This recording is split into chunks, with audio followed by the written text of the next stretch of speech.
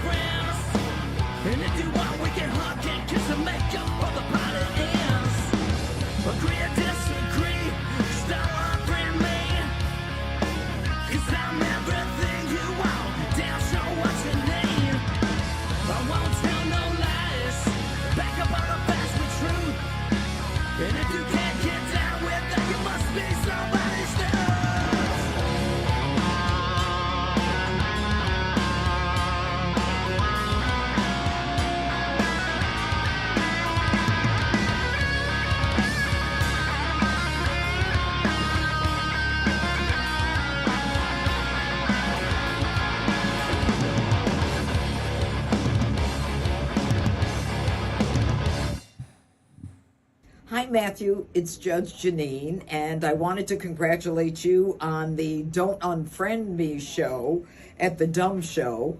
I was thinking about that whole thing the other day when I thought it was right after Donald Trump was elected that everybody on the left started unfriending anyone on the right. So I'm glad you're calling them out. You've got a great name for the show.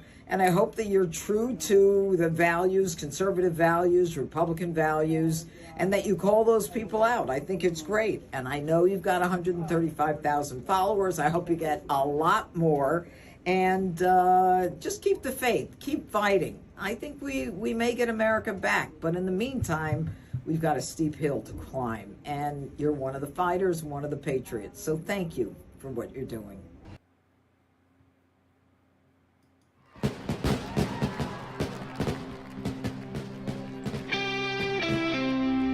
It's Red Friday, RED Friday, which stands for Remember Everyone Deployed.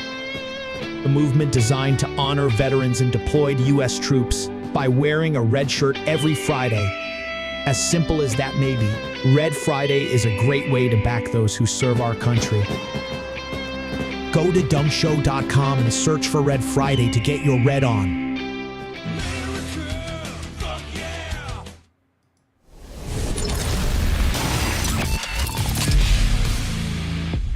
Don't Unfriend Me Nation. What are we doing? What's going on, Don't Unfriend Me Nation? Welcome to the show. Olivia and I are in the house wearing our red for Red Friday. What is going on with everybody? Please tell us what's new and exciting with you. What is going on? Ask questions, all that type of stuff. Olivia, how was your day? It was good. Had a good day. I enjoy my new job, so.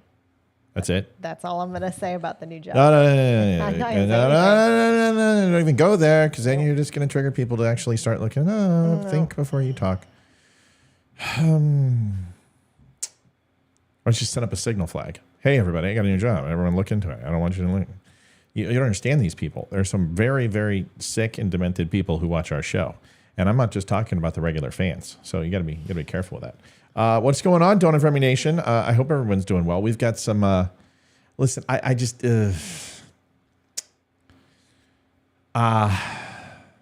Yeah. There was this video today from a lady. I don't even know her name. Jill something. Jill, I don't know. Jill, I'm a victim.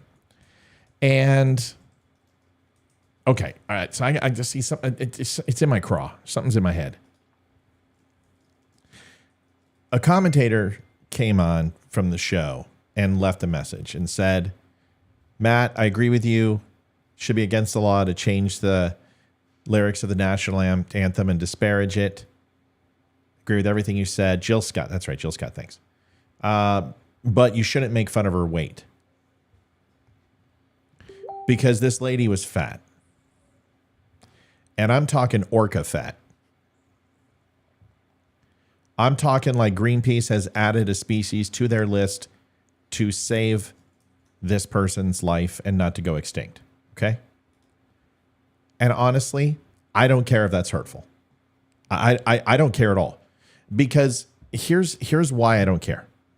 And I know, coming from a person who struggled with weight my whole life, especially growing up, was called fat, and it was mean and it was cruel and it was bullies, and I probably didn't deserve any of it, but it happened anyway.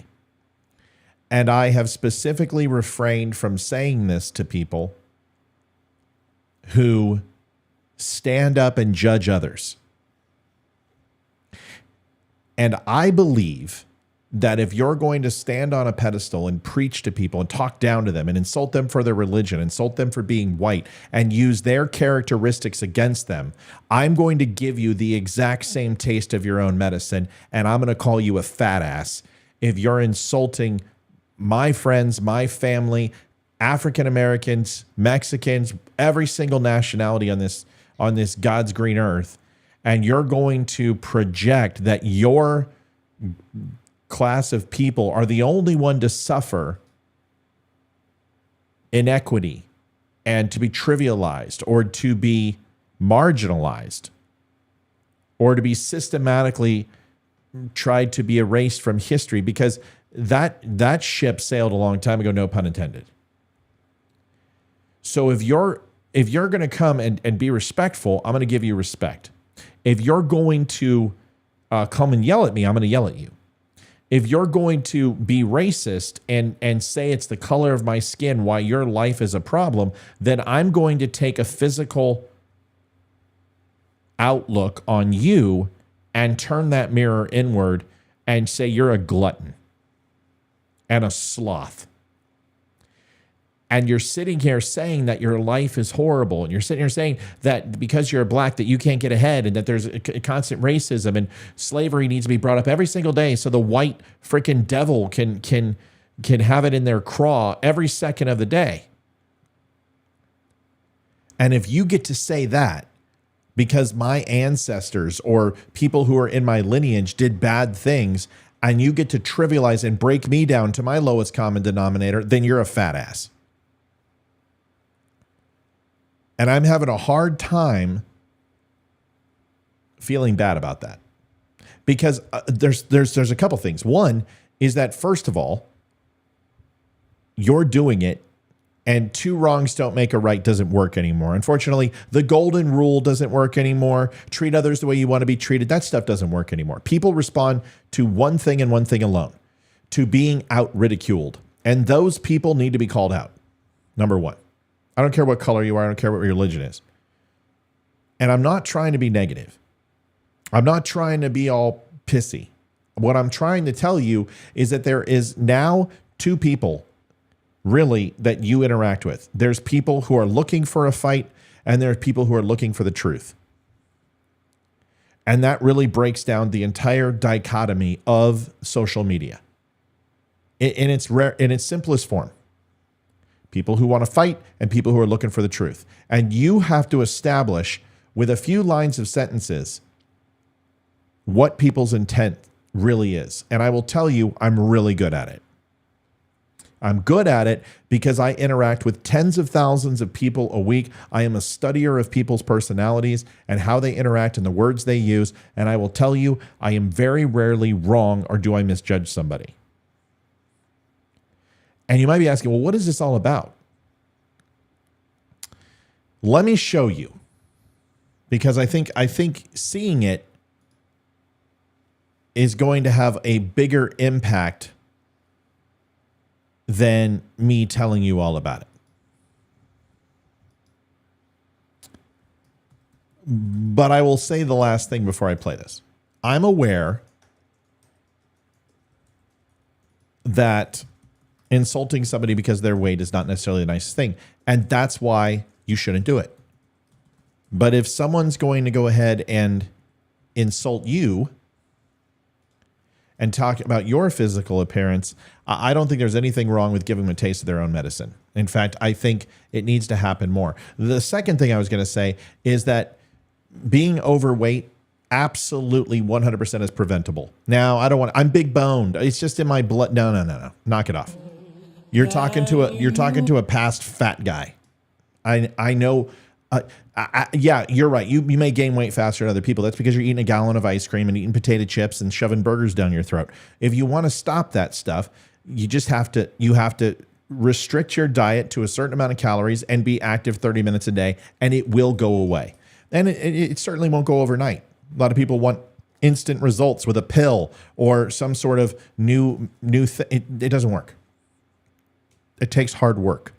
And it certainly didn't take a year or 6 months to put all of that on. It's going to take longer to get it all off, but it will eventually leave you. Now, some people are like, I can't do that. I don't want to do that. I don't care. I like who I am. Perfect. I'm not talking to you. I'm talking to the people who bully and pick on other people for their appearance. And you know what? Who are you? You're no Ryan Reynolds. Give me a pretty girl, Liv. Who's a pretty one out there? It's equivalent to Ryan Reynolds. Blake Lively. It's his wife. I know, but they're like perfect together. They're like. How do you know that? How do you know he doesn't beat her? I don't.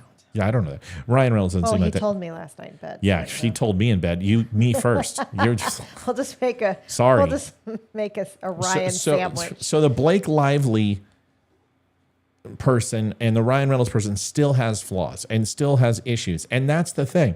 Is if you're going to pick on somebody, you're going to be that way. You better be prepared to take it. Would you mind turning the light on behind you in the Vivid? Oh, yeah. So that's the whole premise. So this lady comes on and she decides to do a video. And she decides to go up and sing the national anthem. I have no idea who this lady is.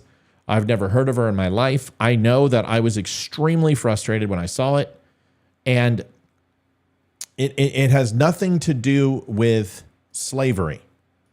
Because I believe, and I have said this before, that you should absolutely learn about all of this in school. Of course you should. And it should be taught, and history has been whitewashed for quite a long time. And that needs to end. Full stop. In fact, I even said it in the video, but of course, I'm getting labeled as a person who doesn't want to teach black history, that I'm a racist, that I'm a white devil. I just want to go ahead and whitewash everything and hide. No, honestly, I don't care. I honestly, at this point, don't care. I don't care about slavery. I don't give a damn about it. I don't feel guilty about it. I don't feel upset by it. It's been in my life since I'm a little kid. I've learned about it. I've read about it. One of my favorite movies is Glory.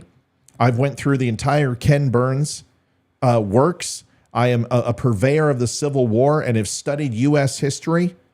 I am an advocate for freedom of all people. I believe slavery is wrong. I believe that our country learned it quicker than anyone else.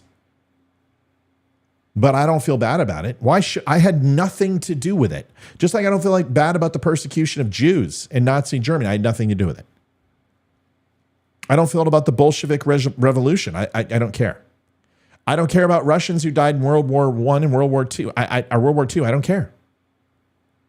I don't feel bad about the Christians who were thrown in pits with lions from the Romans. I don't know any of those people. Now, when I read it, I can feel and learn from a lesson in history that passed as prologue and learn the lessons of life that it's wrong. Of course.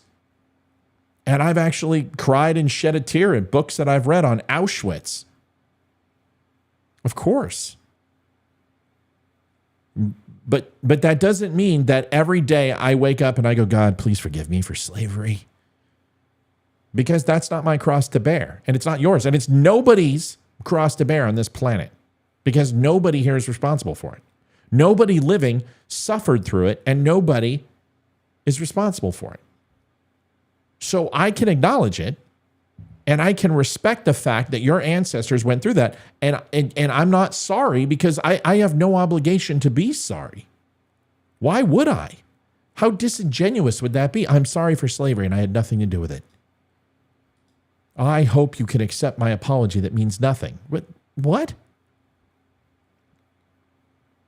My whole point to the conversation, and this lady, is to break her down to the absolute lowest common denominator of who she is. And that is an ugly and disgusting person. Not because she's overweight, because my wife will tell you when she was pregnant and was a little heavier, I told her every day how beautiful she was, and I meant it. And when she was a stick figure that was 112 pounds, I told her the same thing.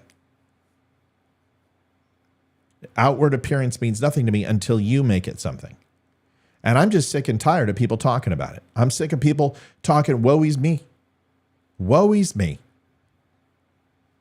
Because if we want to go through the lineage of every nationality on this planet, every single one went through some sort of oppression, major prejudice, a forced genocide, everyone. So if this is about who has the bigger guilt trip, then African Americans aren't even on the list. I'm sorry. They aren't even on the list. Because we can talk about the Uyghurs in China. We can talk about the Chinese that were buried into the Great Wall of China. We can talk about the Cossacks. We can talk about the Bolsheviks.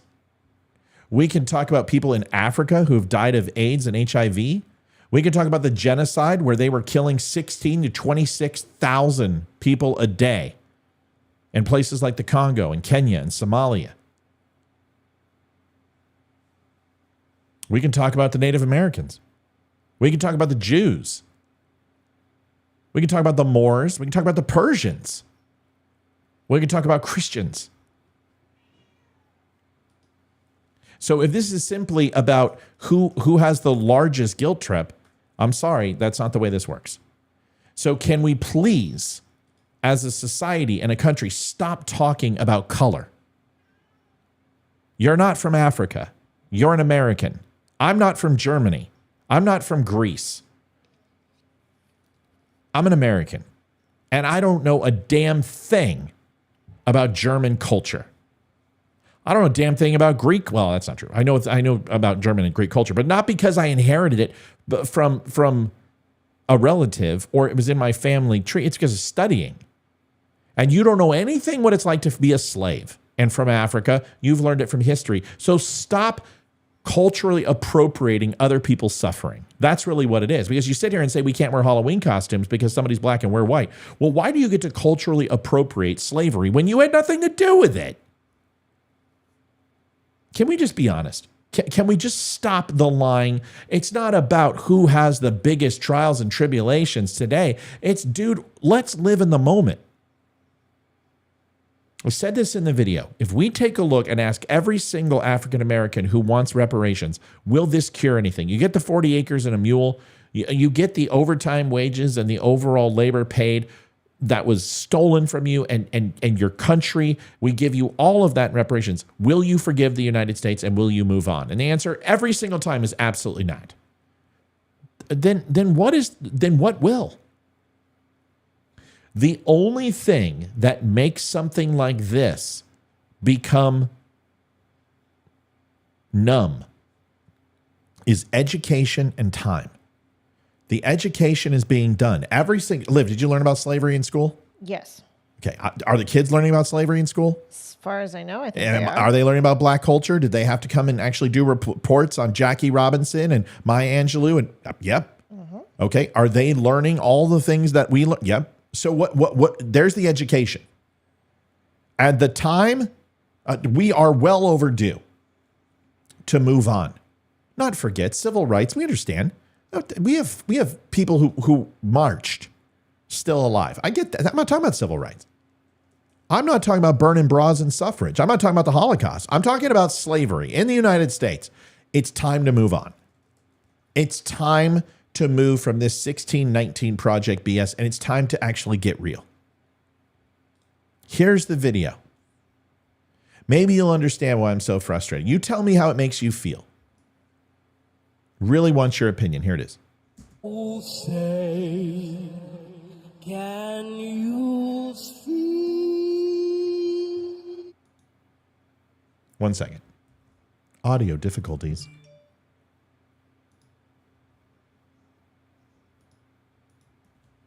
And this isn't even the main topic tonight. I mean, if you think this is heavy, just wait. Say, can you see?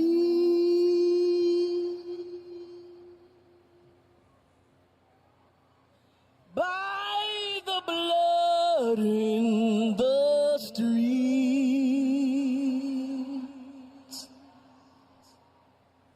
that this place doesn't smile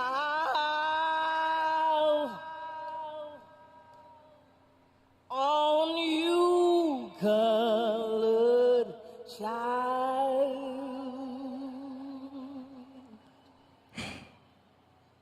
whose blood built this land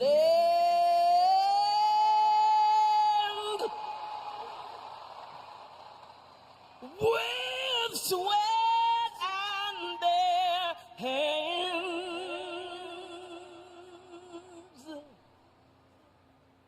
But you'll die in this place, and your memory erased. Oh, say, does this truth hold any weight?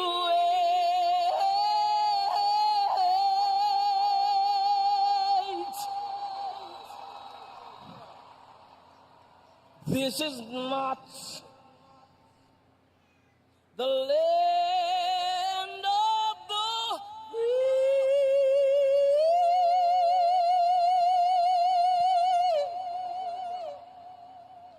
but the home of the slave.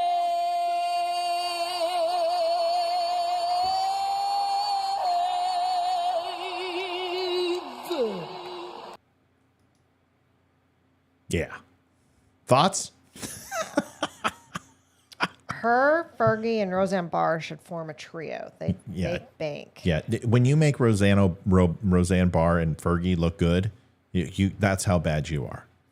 You got to watch the video I did today. It's Yeah, I do. It's really good. I haven't had a chance to like watch it yet. I blow her apart.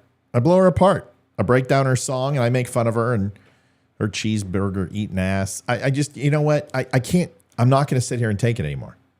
I'm not. You know what? A lot of people get fired up over. This is starting to piss me off. Like, I'm done with it. This is not the way that most African American people feel in the United States. Most do not feel this way in any way, shape, or form. Most African American people listen to this crap and laugh at it, but there are a few. And it's the indoctrinated few. It's the 1619 Project. It's the people who are all about revisionist history. They are completely rewriting not just the national anthem, anything they can. I thought we had a national anthem for African Americans called "We Shall Overcome." I thought this wasn't about our national anthem. I thought, remember this? Oh, it's not about your national anthem. It's that we're not represented. What was that? What was that exactly? If it's not about our national anthem, because it's supposed to be our. You notice how I'm saying our, not my, not yours, our. African Americans are baked into the cake, folks.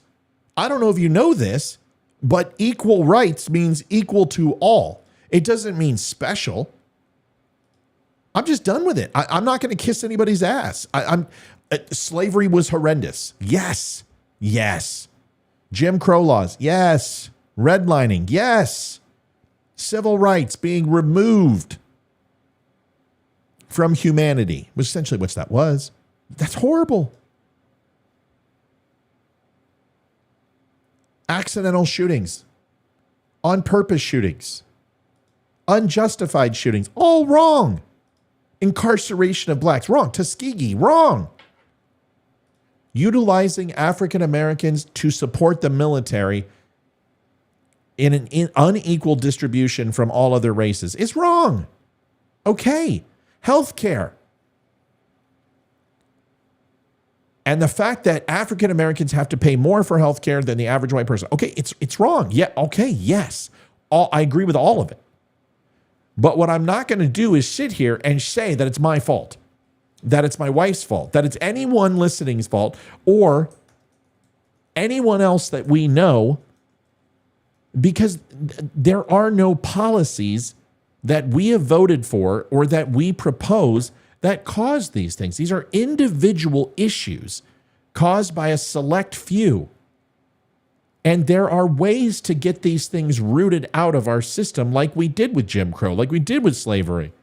We have a form of government that allows you to peacefully protest and to condition the government to do the work you need done to be equally represented.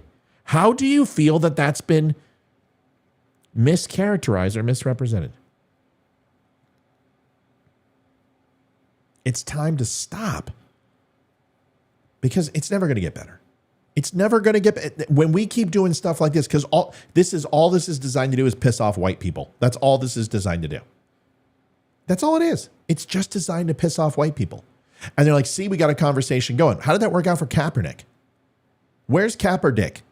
What's he doing right now? Nothing. He's still bitching. Well, he's making $100 million from Nike, but he's still complaining about the NFL.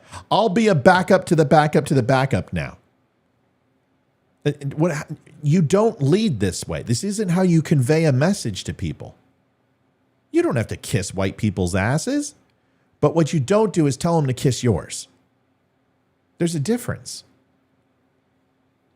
If you want to change the national anthem, and the only thing you have to do is prove that that will stop racism in America and that the national anthem is the cause of it. And until you can prove that, shut the front door. Shut the front door. Prove to me that the national anthem is the cause of all your trials and tribulations in life, and it has to be changed in order for you to be able to pursue life, liberty, and the pursuit of happiness. If you can't do that, shut the front door. Where was she? Where was that? I don't know, but I know that Kamala Harris like endorsed her or something like that, or was at the event. Somebody told me about that. So here's the last thing I'm going to say.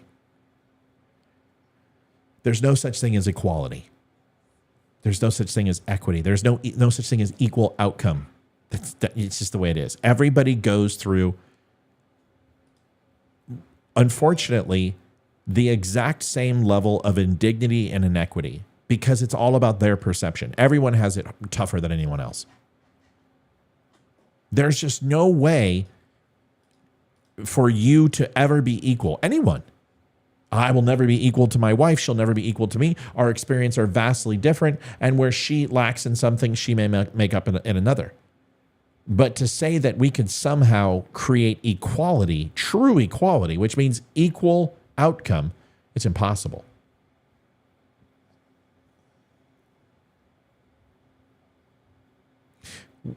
Nobody can tell me that this is 1960. Nobody can tell me this is 1970. Nobody can tell me this is 1870. Nobody can tell me this is 1649. This country has made leaps and bounds when it comes to making the fairest system for everybody. And yes, there's issues. There's always going to be issues. That will never change. But why don't we do something else? Why don't we stop blaming slave owners from 100 years and 150 to 225 years ago, depending upon your perspective? Why don't we stop doing that? And why don't we start looking at what the problems are today and how do we solve them? How do we stop no father in the home in African-American communities? How do we stop abortion and the ungodly percentage of babies aborted in the African-American community? How do we stop the amount of crime that takes place in African-American neighborhoods? How do we stop the poverty level and the education level? How do we ensure that people have insurance and have contraceptive care effectively?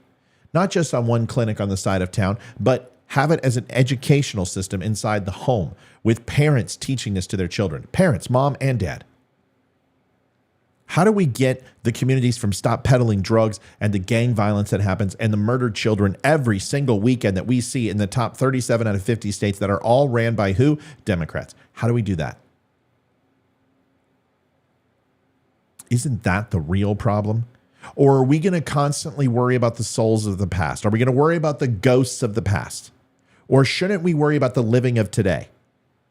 There's only one party that has had control of these cities for the last 75 years, and it doesn't start with R and end with Republican.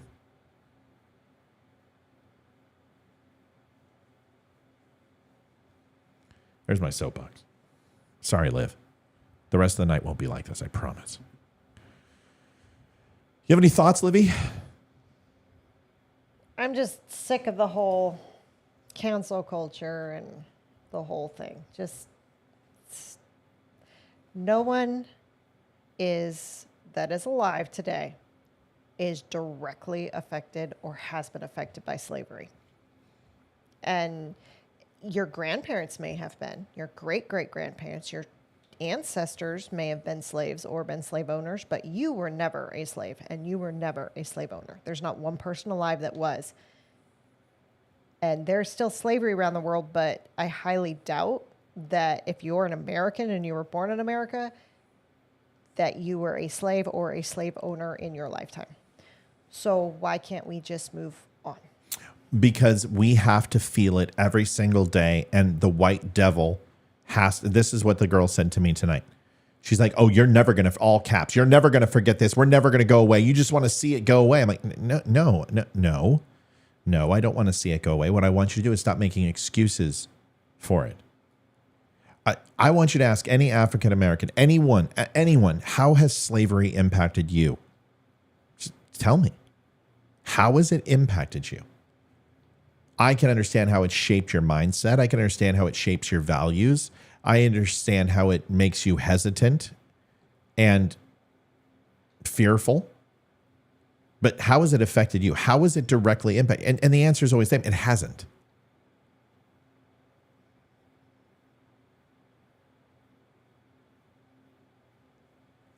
It's a serious topic. Folks, what are we doing tonight? Liv? I have no idea. I don't know what the topics are. Well, I'll tell you. Cocaine. Again? Cocaine. It's all about that cocaine. Cocaine. Some get a kick from champagne. Some get a kick from cocaine. But I get a belt out of you. Movie. I've never heard of that. Yes, you have. You just don't watch it because you don't think it's funny. The sheriff's a bone. You don't know that? Yeah, I know what that is from. What's it from? That's from Blazing Saddles. It is. Correct. Do we have any Blazing Saddles on here? That's it. Do we have any? We've got to have a Blazing Saddle, something. Oh, don't do that. Don't do the friggin' Madeline. That's all we got. That's all we got. Oh, I got to go get some. I got to get some Blazing Saddle stuff. That's it. Oh, it's true. It's true. It's true. It's true. It's true. Cocaine and the Bidens continue. Trump and DeSantis civil war. Women are reduced to menstruation. This should be a fun one. Oh, that's interesting. And Kamala is a hot mess. Has always been. It is a hot mess. Yeah. It is a... Oops. Whoopsie. What happened to my window? There it is. Let's Olivia, you're looking quite nice tonight. Who said that? Me, because apparently your name's Olivia now. What the shit is this doing again? Why is it doing Every this? single night it does it. And somebody always makes a comment, and I'm like, what? I'm so confused. And then I'm like, oh. I thought I saved this last night. All right. Apparently not. Dude, last night's show was screaming busy. It was. I mean, share it out so we get that many. It was viewers. crushing. I mean, it's 102 right now. It's only 8:30, but it was crushing last night. It was horrible. All right. Rhonda, she didn't say Kamala Harris was hot. She said she's hot. So Olivia was talking about herself. She's very, very insecure, as you can tell. Jacob Sullivan, National Security Advisor. You guys remember the show. Olivia, you remember this last night? We talked about this. Told you that they changed the story about where the cocaine was 3 times. 3 times. Never went 3 times before, Bob. You were out in business in Chicago. I nailed your wife 3 times. 3 times. 3 times, Bob. She said you never went 3 times before. Name the movie. Name the movie free shirt. You got 15 seconds. 15 seconds to name the movie and get a free shirt. Get a free shirt in 15 seconds. So you name that movie. Now you got to give an extra 10 because of... No. You never went 3 times before, Bob. I'm not a charity, Olivia. I don't make a lot of money on these shirts. Scott just took all of our profit margin for the week. All Anyone right. guess? Play it one more time. Hurry up. Free Willy. Amy, you guess that every time. One of these days you're going to be right. I'm going to be like, it's going to be right. All right. That was a good 45 seconds. No? Fine. The Ref. Come on, folks. Dennis Lady, Leary. your husband ain't dead. He's hiding. That's right. Next saw time you the feel stop sign, next didn't time you, you Lloyd? feel unappreciated for your sacrifices, I'm going to buy you a cross next year so you can walk up and nail yourself to it. You saw the stop sign. Didn't you, Lloyd? You saw the stop sign. Didn't you, Lloyd? What smells like piss? Oh, goodness. Such a good movie. Dr. Wong, is it? I just saw something a few days ago on Oprah the same way. It's a woven weave of fabric. And it's on the intersectionality of life, it's sometimes good to introduce a stop sign. Such a good movie. Oh, God, The I Ref. can't believe my mom watched it with us. Oh, if you haven't watched The Ref, you need to go watch it. It's the best Christmas movie. Oh, it's so funny. Outside of Die Hard, it's the best Christmas movie. All right, Jake Sullivan, here we go. This is the National Security Advisor. No, this is not. A lot of people think he's the head of the NSA. He's National Security Advisor. There is a big difference. But he got grilled, and so did, Claude Van Damme Pierre got nailed today. And here's Sullivan. Now, this is after they have said 3 times. 3 times. Found it in the library with Professor Plum and the candlestick. Then they saw it in the anteroom, phone room, with Professor Plum and the rope. And now, well, it's near the Situation Room. But the Situation Room has been evacuated for repair for the last few weeks. So it's a construction worker. So it's a construction worker, right? Of course, that's where they're going on. Dude, you know what it is, and I know what it is. Couple guys were in the room. They're like, let's go get a bump. Where can we go? Little Hunter says, we can go over here. And that's it. That's it. Here it is. Listen to this shit. Republicans seem like they're very close to launching some sort of formal investigation. I'm curious, from a national security perspective, Wade, what was your reaction when the drugs were found? And B, was there any risk to security? I was wondering, where the hell did I put those? Now I know. I mean, my dealer, I owe him like $175 for that. To the president, to your staff, anybody that would work out of the sit room for this stuff to be so close to where you work? So first, I would refer to the Secret Service when it comes to questions of the security of the president. I did this in my other video. I'll have a video for you guys tomorrow. I did 2 videos today because I was in the middle of wrapping up my video on this crap. And then that wonderful lady, Miss Scott, decided to come out and sing about the national anthem and completely change the words. And I had to make an instant video. So I have 2 shows. Show will be on tomorrow. And it breaks down this again, this video, and also Jean-Claude Van Damme Pierre, her video today, and talks a little bit more about the cocaine. But here's the thing. Has anyone ever actually reached out to the Secret Service for comment? Because I understand, I reach out to people, nobody talks to me, right? No, except my sources. But I reach out to people all the time and ask them to leave a comment. And I always get the reply, no comment. Nobody wants to talk to me. And that's fine because I'm a low-level podcast. But the Secret Service, how I know this is because I have a lot of people who are friends who are in the Secret Service. And also, if you just listen, Secret Service doesn't comment to anybody. They don't talk about operational security. They don't talk about defense. They don't talk about the integrity of their systems. They don't talk to anybody. They don't comment on the protection of the president in the White House, ever. Ever. So for them to say you need to talk to the Secret Service, what they're basically saying is, we're not going to answer your shit, neither are they. Here's the rest. Don't speak to that. Second, I would make a point about the Situation Room because I think there's been a lot of questionable reporting on this. The Situation Room is not in use and has not been in use for months because it is currently under construction. We are using an alternate Situation Room in the Eisenhower Executive Office building. So the only people coming in and going out of the sit room in this period have been workers who are getting it ready to go. By the way, it's on time and on schedule to be back on station here in the not too distant future. Republicans seem like they're very. So, okay, so let's go through a little lesson in learning. Olivia, why did he say that? That it's under construction. Yeah, why? So, why? Well, hold on. Let me say that. Why would he say that? Tell us. So there can be more people on that part of the White House than just the president, family, and high-level officials. I think that's a very, very fair point. But what it does is remove the thought process of high-level officials and family because they covered the Bidens. And I guarantee you the first thing that top executives said after that press conference when she protected the Bidens was, yeah, but you left every person on the administration in a high-level executive stance in jeopardy. Now, because it's under construction, they weren't even in that room. They haven't been there for weeks. They've been going up. It's to remove suspicion from the administration and put it towards a bunch of construction workers. But here's something I know that I talked about in the show. I actually worked for a company who renovated the White House bathrooms.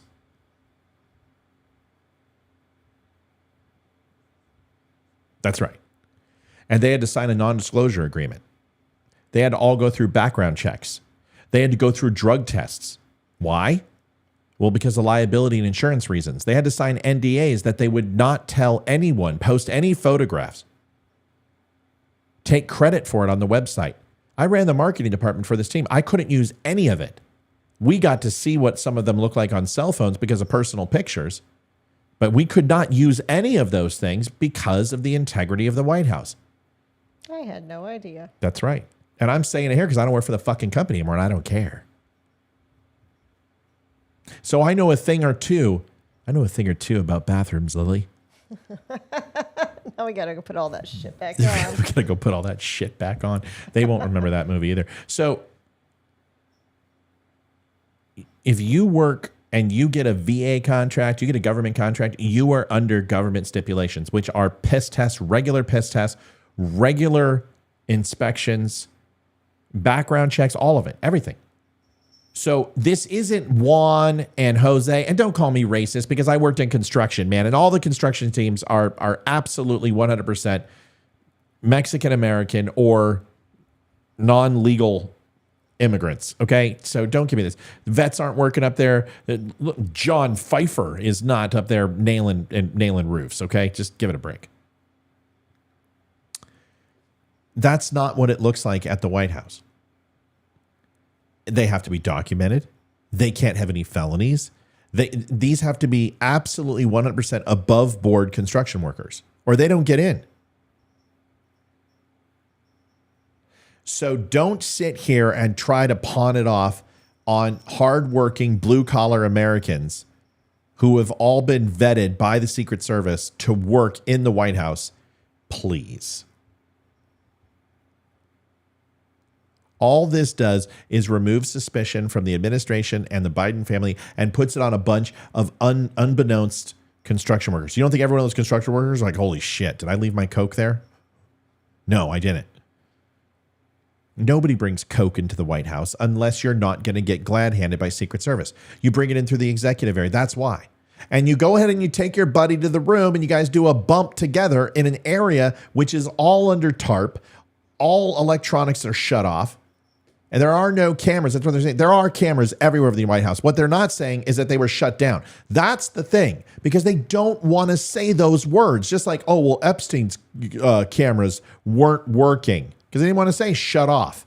If you say cameras were there, but they were shut off, they don't care about construction. Don't you see how more and more is coming out? They didn't want to say that. But now they're saying, oh, well, there are not a lot of cameras up there. What they honestly mean is that there's no power to the construction area, and therefore the cameras don't work. And somebody laps security at a convenience. That's what this means. Olivia, am I right or wrong? I would assume you're absolutely right. That's right. It's a good bet. It's always a safe bet. It's always bet on black. Always a safe bet that you're right, unless we're in an argument that I'm right. You're not right. You've never been right. I'm just kidding. Here's the video. And I'm just leaving Amy and Leroy over here because it's easy and we miss them. So it's kind of like a moratorium. Just call me Amy. Just call me Amy in the morning, baby. She was supposed to wear her hat with me tonight. I told her, I waved her off. She needed a night off. They've been busy and it's we'll just. We'll have to do it some other time. You guys will, and you'll have to video. Oh, what are we talking about? Here it is. There has been some irresponsible reporting. DC says, I have a veteran owned construction company and we are a melting pot of amazing artisans. I believe you. It just, you're not a roofer. Okay. So go look at every roofing company. We tried that shit. We're a veteran based company too. One of the largest in DC. We tried to hire veterans. You couldn't. Because why? Because veterans have done this shit job. And the last thing they want to do after being in 117 degree over in Iraq or Afghanistan or anywhere else, literally sticky and sweaty there most of their life, is to come back with a trait where they have a skill set and be hot, sweaty, and sticky in 117 degrees July in Washington, Maryland, and Virginia. Makes sense. Watch the rest of this. Here's KJP. Her top of her lip looks a little white. I'm just like, there's some powder there. I'm wondering if she, no, I'm kidding. Maybe she was the friend with Hunter. And hit a bump? No, she didn't. I don't believe that. She's too uptight to be doing coke. This lady is like, she's like exhausted. She's so ready to quit. She's just like, I am done with this madhouse. She doesn't look happy. Anyway, listen to this. About the family. And so I got to call that out here. And Debbie, we're gonna handle Kamala in a minute. Hang in there. I have been very clear. I was clear 2 days ago when talking about this over and over again as I was being asked a question. As you know, and media outlets reported this, the Biden family was not here. They were not here. Wait a second.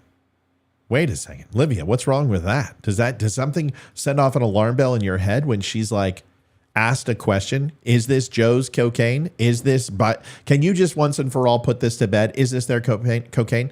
And what does she say? The Bidens weren't here. That doesn't answer the question. That does not answer. It sounds like our children when we're trying to ask them something. It sounds like our kids. It sure does. It was Wednesday, Mom. Well, I didn't ask that. Did you take out the trash today? No. Yes, ma'am, I did. You did? Well, the trash is full. Well, I did take it out Tuesday of last week, and today's Tuesday, and it was Tuesday then, so I took it out today. What? So freaking true. What the hell are you talking about? Come here. Come here. So give me a slap. Oh, gosh. Kidding me. Just. How dare you? It's like children. Let's listen to the rest of KJP's BS. They were at Camp David. They were not here Friday. They were not here Saturday. They were not here Sunday. They were not even here Monday. They came back on Tuesday. So to ask that question. The video's not on. Oh, shit. I got to show the whole thing over. It's just my face. Oh, see, you got to tell me that. I'm so tired. It's a 10-second delay. So I'm after so about tired. 10 seconds, I'm so tired. So tired. Here we go. Sorry, now you get to see There has been some irresponsible reporting about the family, and so I got to call that out here. And I have been very clear. I was clear 2 days ago when talking about this over and over again as I was being asked a question. As you know, and media outlets reported this, the Biden family was not here. They were not here. They were at Camp David. They were not here Friday. They were not here Saturday. They were not here Sunday. They were not even here Monday. They came back on Tuesday. So to ask that question is actually incredibly irresponsible. And I'll just leave it there. Okay. What's incredibly irresponsible is you not answering. Why did you just say no? Question. Why did you? Because you don't. The only reason that you don't say flat out N-double F and O is because you might think, no, because you've been around the block enough to know that you're not 100% sure. And you are, that's why they're asking the question, dumbass. Sorry. That's why they're asking Claude John Van Damme. That's why they're asking you the question for the same reason you won't answer it is because you actually go, well, it could be Hunter's. And I'm not going to go up here and put my name on it when the grand jury convenes and sit here and lie to the American people. Plausible deniability. That's the reason. What do you think, Liv? Like I said last night, I absolutely think it is Biden Jr. I think it's his, but I guess we'll never know because they weren't at the White House. Well, I don't know. The Secret Service has no love lost for the Bidens. I'm just going to tell you that right now. Secret Service is not in a big love affair with them. But seriously, that's why she won't say anything. I mean, of course, that's the reason. Because it's called, folks, it's really simple. Speak it with me. CYA. Okay? And it doesn't mean see ya. Cover your ass. She's covering her ass. And that takes a little bit of real estate because that thing's a badunkadunk. It's like J-Lo's booty. Just letting you know. Just being honest with you, folks. There has been... This woman is probably, she can't wait to get out of there. Can't wait. It would shock me if she's there.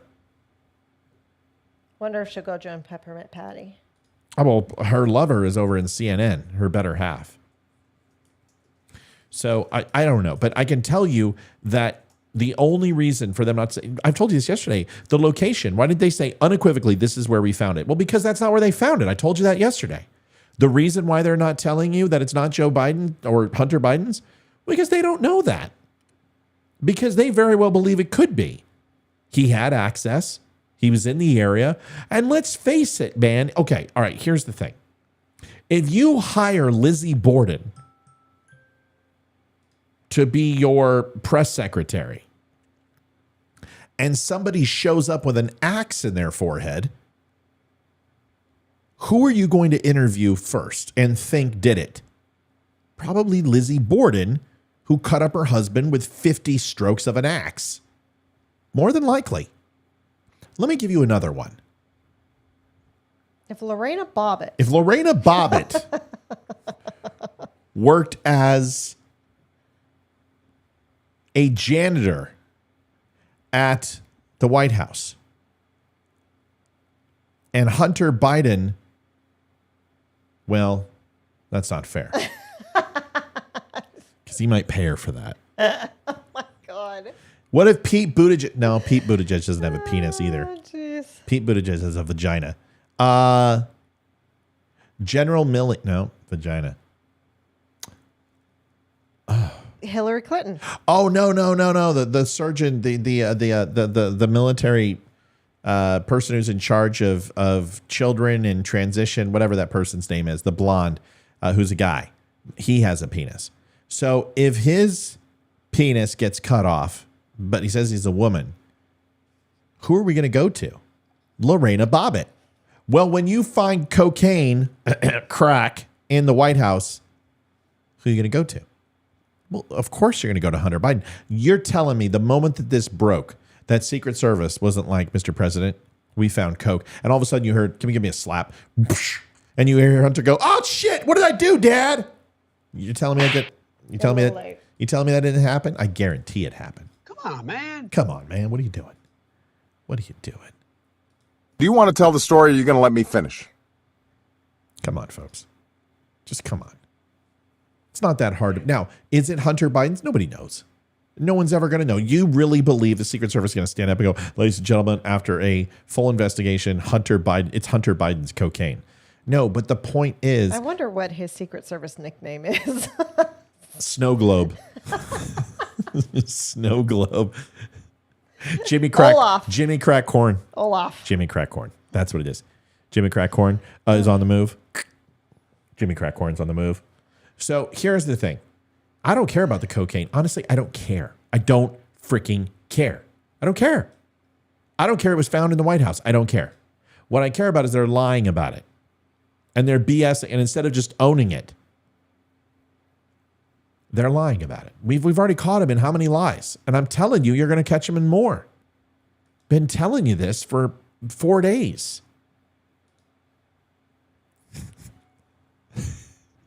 What are you laughing at? 8 balls on the move. 8 balls on the move. 8 ball. There it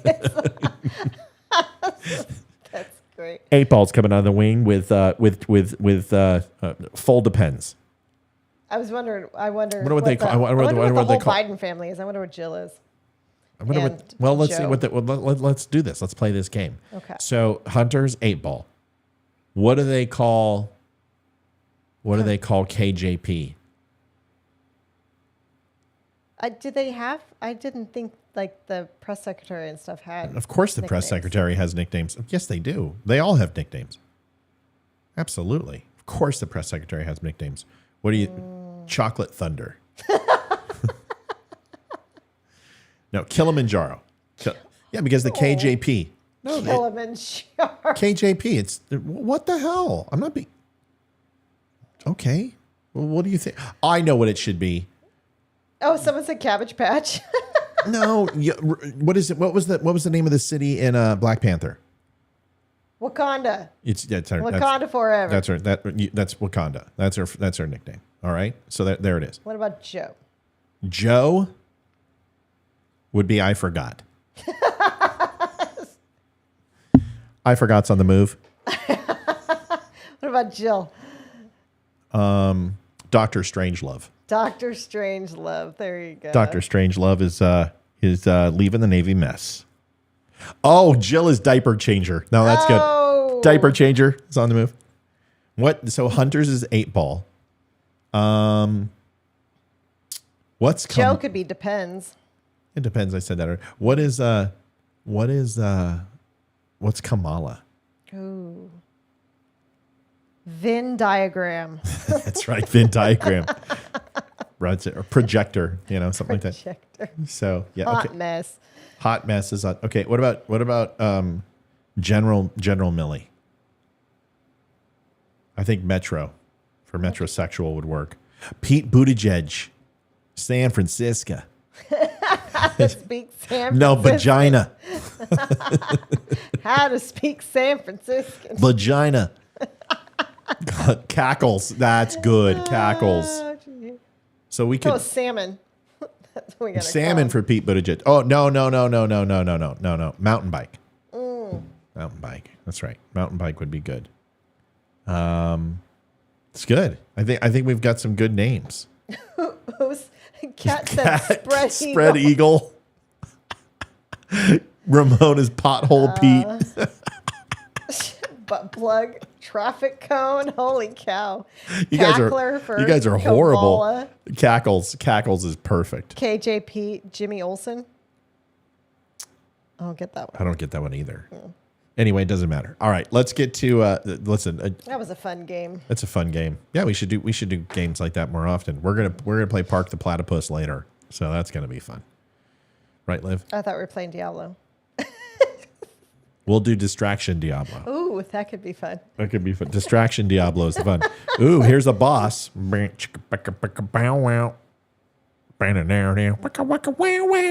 Okay. Kamala Harris is by far the dumbest vice president we've ever had. And that's saying something because we had Dan Quayle. We had potato, right? Potato. Couldn't spell the potato. How do you spell potato? P T O. I don't know the rest. Dan Quayle.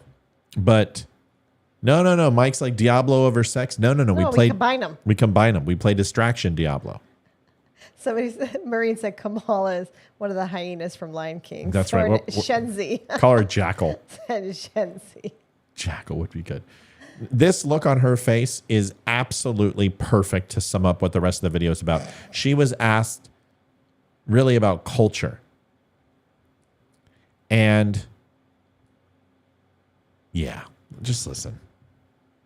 Well, word salad. That would be a good one to name her. I think culture is a reflection of our moment in our time, right? And present culture that would be an era. Just FYI. is the way we express how we're feeling about the moment. and we should always find times to express how we feel about the moment that is a reflection of joy, because it comes in the morning. Culture comes in the morning. I used to, and then Olivia started working in the morning, so now it's at night.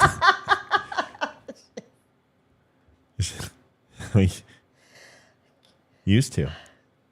I wonder what's on your mind tonight, dear. Sex. So here's what Donald Trump has to say about that. Where is it at? Which one? Hold on. Oh, come on. Where he says, I'm gonna. Oh, yeah. Hang on. If you got it, play it. Do not come. Do not come. I'm gonna come.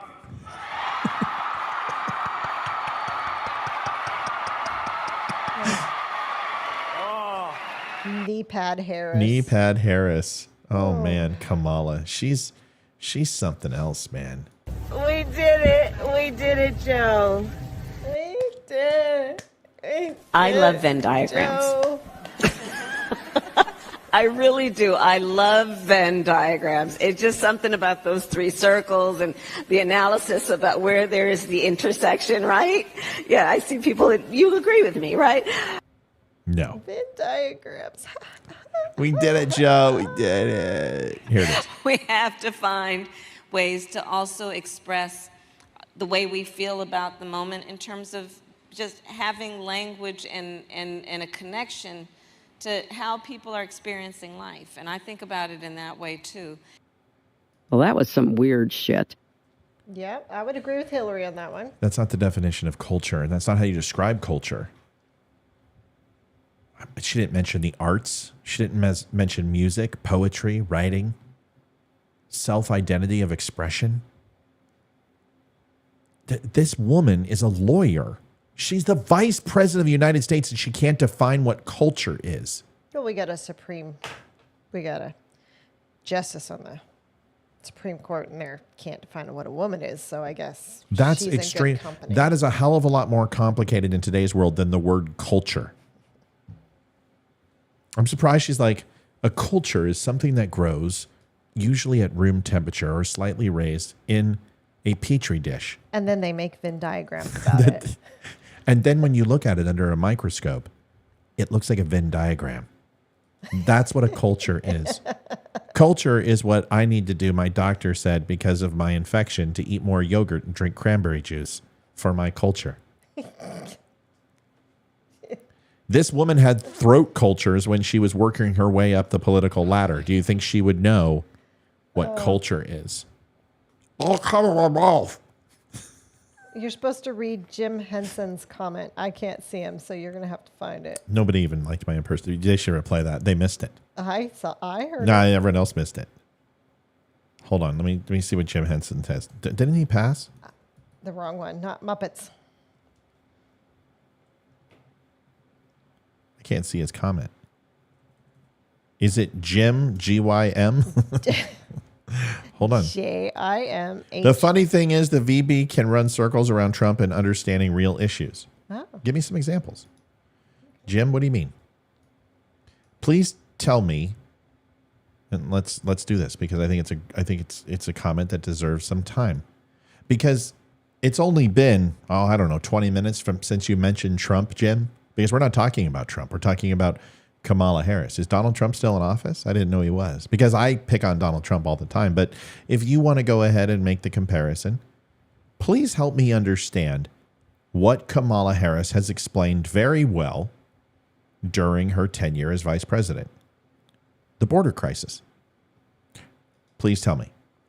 Ooh, how about her representation in Poland, where she literally offended every Western European and everyone in NATO with her stupidity? Can you go ahead and tell me anything else? Was it her debate performance against Mike Pence? You gonna let me finish? You gonna let me finish? Are you gonna let me finish? Do you want to tell the story or are you going to let me finish? Was it then her masterful debate performance where she absolutely got just floored and every single number and stat that she put out was historically wrong? Was it when she claimed that Abraham Lincoln was a Democrat? Was that when she did it? Was that the time that she communicated effectively? Please help me understand, Jimmy. Inquiring minds want to know. Was it her time in California? Was it her 3 strikes you're out rule? Leaving African Americans in prison? Was it her sexual relationships that got her promoted through the ranks of city and national and federal government? I don't know. Kamala Harris is a lot of things. A person who can aptly communicate the message? No. I don't think it. Do you realize that she didn't even win more than 1% in the primaries in her own damn state? Do you know how bad that is? Even Walter Mondale won Minnesota. Jimmy, are you still here? Jimmy, are you an avid communicator like Kamala? Because this is what Kamala would do. She would turtle and hide in the bushes. I just want you to give me one time that Kamala Harris communicated effectively where it wasn't from a teleprompter or it wasn't absolutely historically inaccurate. I would love to hear it. Let me know, Jim. If you can take a second and stop playing with your puppet in your pants, maybe you could answer my question. Appreciate it. Thank you. Kamala Harris, folks, that's who would be president if something happens to Joe Biden. And let's face it, folks, we're running out of time. Joe doesn't have a lot of... He should be watching Matlock and Angela Lansbury. Here's the one I really wanted to get to tonight. I hope everyone's excited about it, which is something that Olivia is going to be interested in, I'm sure, is the civil war going on between Ron DeSantis and Donald Trump supporters. And it's like, I love it because I think it's hilarious. Every single Republican is at each other's throats. All the shills for the left, or all the shills for DeSantis and Trump are literally feasting on each other. ALX is in Trump's corner. Loomer is in Trump's corner. You've got hundreds of people just bloodletting each other, destroying Trump verbally, destroying DeSantis, going after his wife and her cancer. I mean, it's bad. And I'm sitting here eating popcorn, laughing my ass off because I think all of these people are idiots. All of them are idiots. Because why in the hell? No, it is not rhinos versus MAGA. That is completely incorrect. It is MAGA going after MAGA, who some believe DeSantis can move the country forward. They're not rhinos. No. There are some rhinos who obviously, like Liz Cheney, who support DeSantis, and Paul Ryan, of course they do. The Bushes support him. And that's not a reflection on DeSantis. It's because it's not Trump, okay? I am sick and tired of this Trump versus DeSantis stuff. It's so stupid. These are political candidates. They're not sports teams. We got to stop feasting on each other. We should be both of them should be tearing apart Joe Biden. Both of them. Is this comparable to the Avs and the Red Wings in the 90s? No, because that rivalry was warranted. This rivalry is just stupid. It's stupid. People think that Donald Trump should not be contested. He's not the president. President's not an incumbent. That's the way it works. Sorry.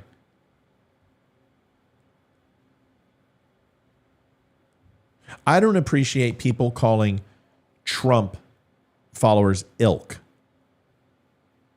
And please don't promote other sites on mine. I have enough problems getting viewers with Facebook putting the thumb on the scale. Please don't do that. It's just rude. It's just rude. Don't share other links on my page, please. You can do it at the end. You can do it at the beginning. Don't do it in the middle of the show. Come on. We got to hold on to every single viewer we have. We're being throttled by Zuckerberg constantly. So let's not do that.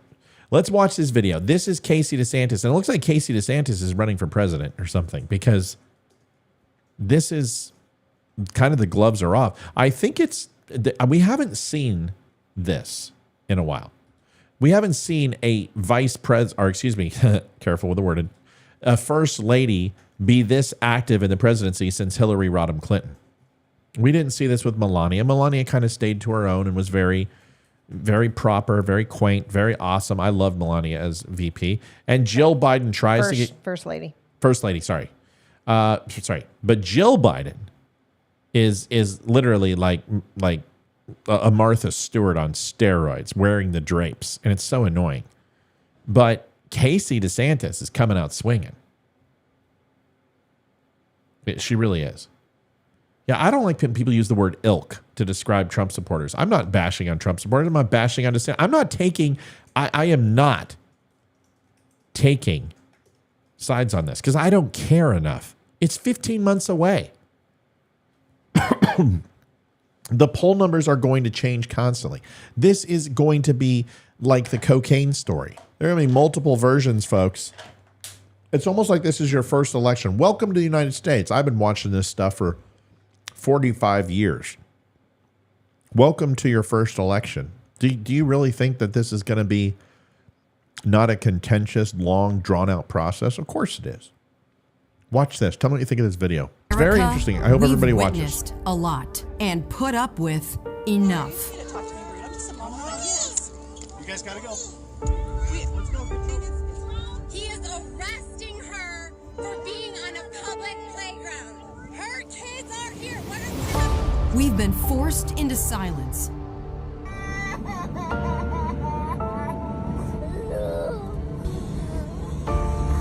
Into compliance. Told that we must trust the science. Indoor and outdoor venues should be closed. We've been told that we must deny truth, back down, and look the other way. But enough is enough. When you come after our kids, we fight back. Because there's nothing we won't do to protect our children. They're not yours. These are our kids. Our nation's children are all our children. We will not allow you to exploit their innocence to advance your agenda. We are no longer silent. We are united. And we have finally found our fighter. We're not going to let you impose an agenda on our kids. We're going to stand up for our kids. He'll do for America what he did for us in Florida. Schools open. Parents' rights defended. School choice universal. Critical race theory prohibited. DEI stopped. Child mutilation illegal. Girls' sports saved. Communities protected. Our economy growing. And freedom guaranteed. But winning the fight in Florida is just the beginning. We must protect parents' rights and the innocence of our children. We must restore sanity in our society. We need every mama and every grandmama in every corner of the country to stand up and fight back by electing Ron DeSantis President of the United States of America. Join us by texting MAMAS to 512345. Wow. I like it. Yeah. So I'm gonna be balanced. I'm not gonna say I just like it.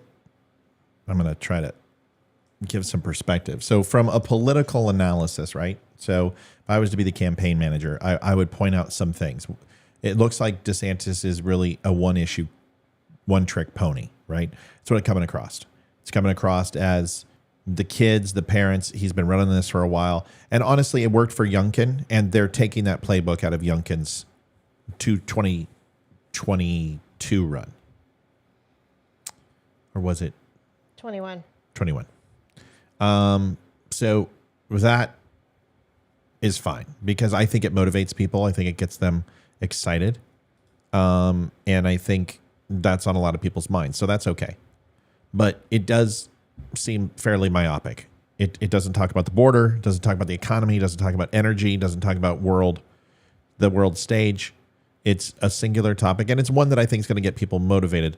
I don't think it's going to have the lasting stay power in a general election, but I think it absolutely will play in the primary, especially with Republicans. That's a meat and potatoes, red meat for middle America, red states for sure.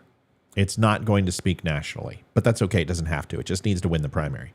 So I like it, but he's got to be able to switch gears when he gets to the general election. Okay, that's my first thought. Yeah, as a mom, that is all the things I care about right there. And it spoke to me. Sure. And that's why I liked it. It was powerful. And I guess I look at that stuff more as a mom and a wife. That was your commercial. That was made for you. It was. It was made for the moms. It's for the women. They're going after the suburban moms that Trump lost. That's and they're right. trying to get them in their camp as opposed to going back to Very good. Perfect analysis. That was my second point.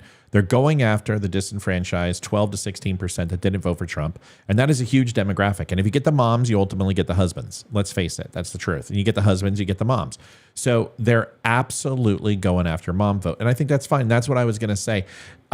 They pandered to Southern women. And that, to me, if I got to call out hot sauce for it, you give me a hot sauce, please?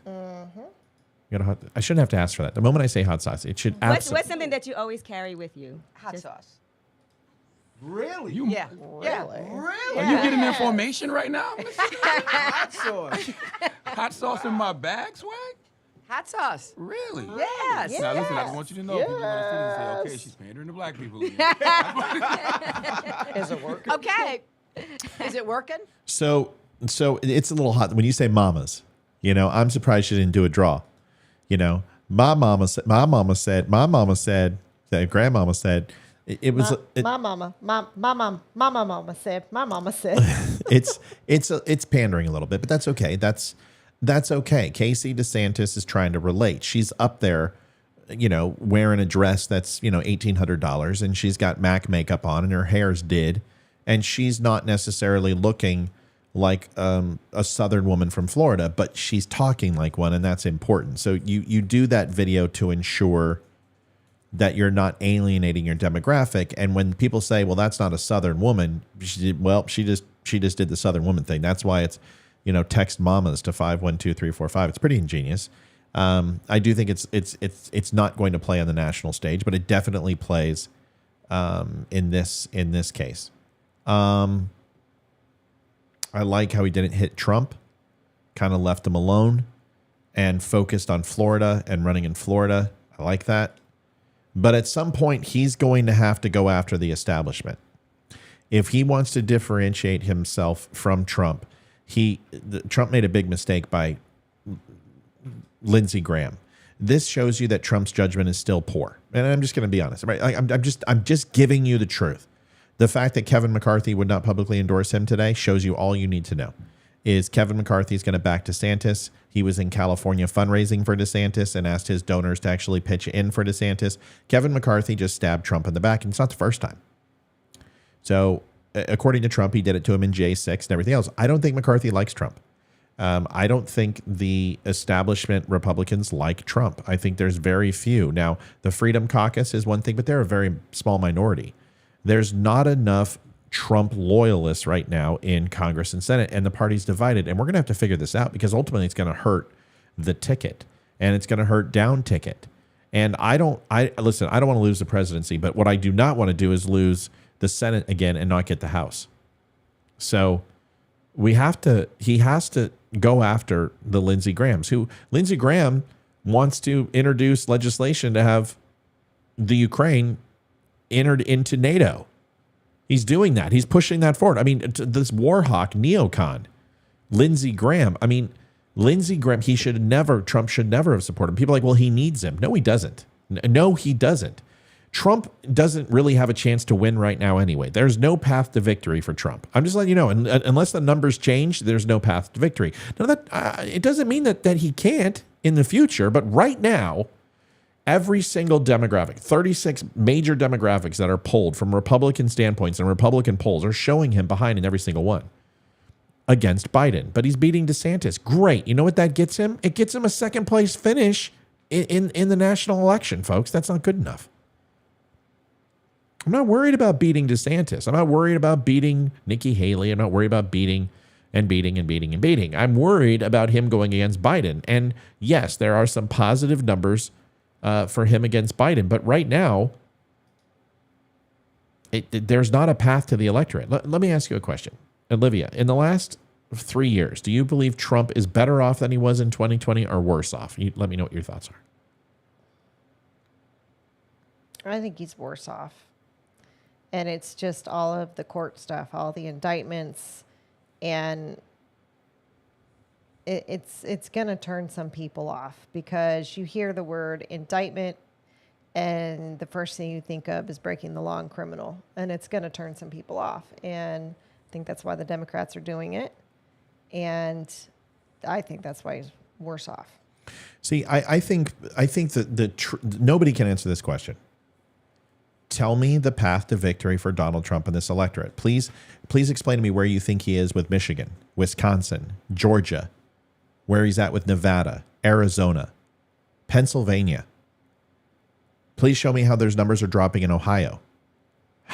How is he supposed to win without turning those swing states? And do you believe that Biden has lost those states? Because there's nothing that shows me that he has, especially with the contentious 17 seats that were all up for grabs, that were Donald Trump supporters through and through, that were far right, and all of them lost. He was 0 for 17 in any of the toss-ups. Has that changed since 2022? Has that changed since 2020? This is what I need to hear from people. I'm asking questions that you may not. And of course, here come there's going to be people, Team DeSantis, Team Trump. That doesn't do anything for the conversation. Trump 2024, great. I'm glad you chimed in. Give me your opinion. What am I saying that's not true? And I think DeSantis has a one-issue ticket right now, and I think he's unrelatable, and I think he's trying to be Trump, and he needs to be more of DeSantis, who he just doesn't, he's not relatable. He doesn't have Trump's flair. He doesn't have that human element. He seems robotic, and so does Casey. I like Casey DeSantis. I like Ron. I like them both. I'm just telling you from my perspective, if I was running their campaign, I'm like, you guys need to get a little bit more original and less prescriptive. You got to come off the cuff. You got to get off the scripted answers and be a little bit more human. You need to be more like RFK Jr., who is extremely relatable. I mean, dude, this guy's policies suck, but he's relatable.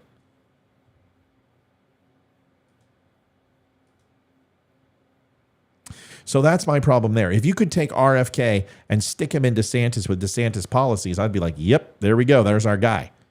Because he has that Donald Trump flair. Now, with Donald Trump has the panache. He has the spirit. He has the energy. He's got all those things.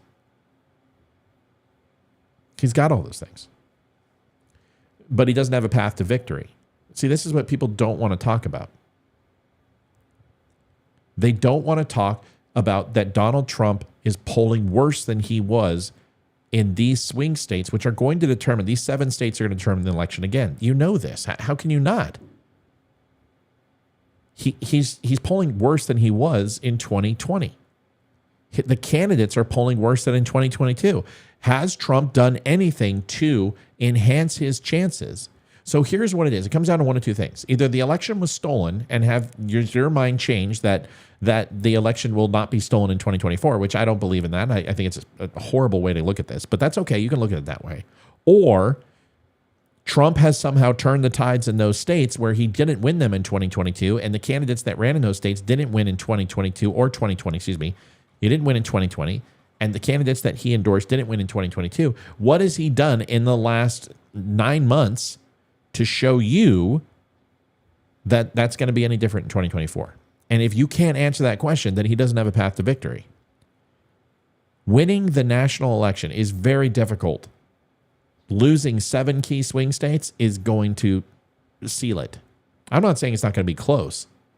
I'm not saying that there's not going to be a shit ton of people voting and that mail-in ballots and the whole COVID lockdown shit is going to make a very different election, because 110 to 120 million people will vote in this election. And that is a very different election than what we just saw with 180 to 190 million people voting, right? So that is a lot of votes that went to Biden, 7+ million, and it was the largest election we've ever seen. That is a very different thing. It's all about who shows up. Now, do we think Roe v. Wade truly disenfranchised Democrats from voting again? I don't think so. Do you think the college tuition thing looks bad on Republicans or looks bad on Biden? Because right now, what I'm hearing from Gen Z is not going after Biden. They're going after the Republicans and the SCOTUS, that it's a court that is politicized and needs to be expanded. And that's what we're hearing. I'm just asking questions. You may not like to hear them, but I'm just asking questions. Yeah. Yeah, I'm dumber than hell, Tim. That's right.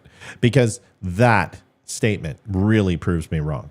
Instead of coming on here or making a statement that tries to prove me wrong, you're just going to go ahead and throw insults. So who's your candidate, Jim Bob? Tell me, Timmy. Who is it? Who's your guy? Why don't you come on the show? Someone give this guy the link, because we're standing on the shoulders of genius in this guy. You know, Frickin' trolls. I was just thinking about when you said Team Trump and Team DeSantis. All I could think about was Team Edward and Team Jacob. And It kind of seems that way, right? You totally need to make a T-shirt that has Trump's face on Edward's body, so he's the sparkly vampire, and DeSantis is the werewolf. And it just that's all I could picture right now. Well, it's kind of funny. It's just the question that we need to ask ourselves as voters is, who do you think has a path to victory? That's it. And has anything changed since 2022 and 2020? And the answer is no, it hasn't. Is Trump better off or worse off? Well, his Republican support is down 87% from 93%. Do you think that helps? So the problem is that people want unfettered loyalty, like the genius over there that says I'm dumb because he doesn't like what I'm saying. That doesn't make me dumb. It makes you ignorant. You don't like what I'm saying, so therefore I'm dumb to you. No, that's not it. Your feelings are hurt. You're emotional. And I understand that, everyone has their time of the month. Midol, chocolate, and a heating pad. Maybe you can watch some Mean Girls or Sex in the City. But whatever it is, get that stat so you feel better about yourself, right? Get through your menstruation, and then come on back. Have a conversation. Click the link. Call in. I'm always open to hear how dumb I am. But you can't just say that and not back it up. You have to disprove what I'm saying. So challenge me. Let's talk about the numbers, right? We can talk about individual states. We can talk about counties. We can talk about anything you want. Because I don't think you predicted every major race in 2022. I don't think you did. I did. As I heard you guys scream that Kari Lake was going to win. How Whitmer was going to get fed a shit on a sandwich plate. Didn't happen. How you said Majewski was going to take it out because he's a war veteran when he was a stolen valor douchebag. When you said Kemp was going to get tossed by Stacey Abrams, and I said that wasn't going to happen.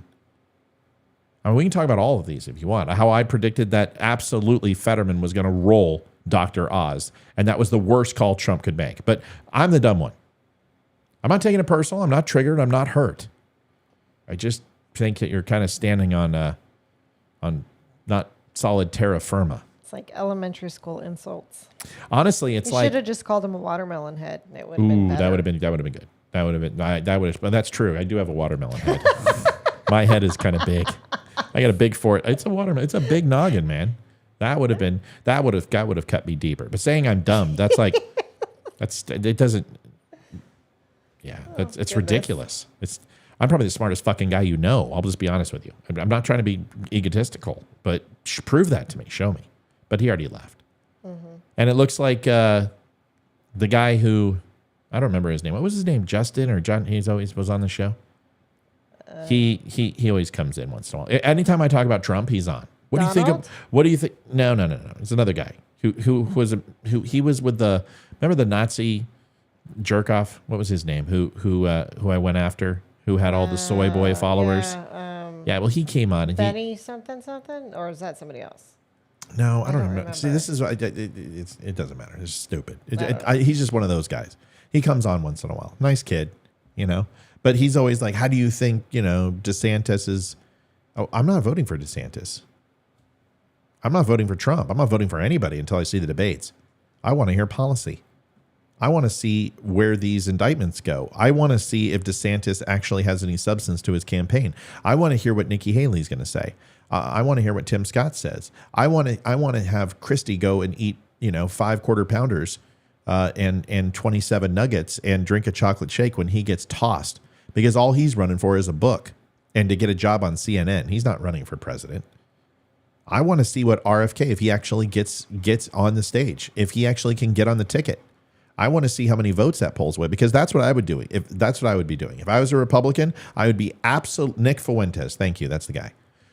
But his buddy who came on and was defending him. Anyway, I want to see if RFK can actually get on some tickets and get enough votes to force Biden into a debate.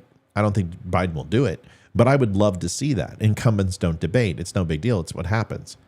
But I would love for RFK to get on the ticket in some states and actually challenge New Hampshire. He's not going to win California. He's not going to win New York. It's impossible. But if he could challenge some of these smaller states that went to Biden, these electoral covens in the Northeast, where the Kennedys are extremely strong, it spells doom for Biden, especially even as a write-in candidate. Jill Stein is the reason why Donald Trump won, and Comey with the investigation. She was 21 points ahead 3 weeks before the election. He announced the investigation. She took a torpedo. And Jill Stein took 7% of the vote in 2016. That is a huge number. If a third-party candidate takes 7% of the vote, it's going to a Republican, because there is no third-party candidate on the Republican side who's actually going to steal votes. People who are DeSantis fans will absolutely vote for Trump. And if Trump doesn't get in, Trump's going to have to endorse DeSantis, and then they will vote for DeSantis. They'll tell you they won't, but nobody's voting for Biden. Oh, I'm going to stay home. No, you're not. We learned that lesson with Georgia and the senatorial seats, why we lost the Senate in 2020. But I'm the dumb one. What do I know? Who gave Christie his money for the campaign? That guy's been in politics as long as Biden. Here's a good video that you guys got to watch. This one's funny. This basically says, well, I'll let you watch it and you'll tell me, Olivia, you're going to love this one. And then we're going to go play Diablo. Distraction Diablo. Emphasis on distraction part. My dumb ass is getting laid. What are you doing? To the JCPenney catalog. Here we go. Rethinking feminine hygiene in you. Because back then it was not discussed. And you don't want girls to have to go through what many of us went through. Why?